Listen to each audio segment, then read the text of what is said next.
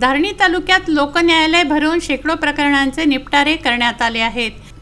ग्रामपंचायतमधील लाखोंची कर वसुली करून प्रलंबित प्रकरणे सोडवण्यात आले आहेत। मेळघाटात गेल्या बऱ्याच काळापासून एकूण 62 ग्रामपंचायतमधील लाखोंची कर वसुली थकीत होती। कर वसुली न झाल्यामुळे ग्रामपंचायतची तिजोरी खालीच असायची।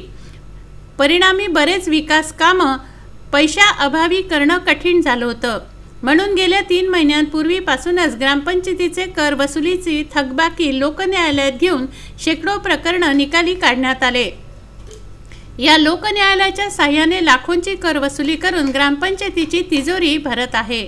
लोकन्यायालयात मोठ्या स्तरावर सर्व ग्रामपंचायतीने भाग घेऊन आपापली कर वसुली केल्याचं चित्र दिवाणी व फौजदारी न्यायालयाच्या परिसरात शनिवारी पाहायला मिळालं।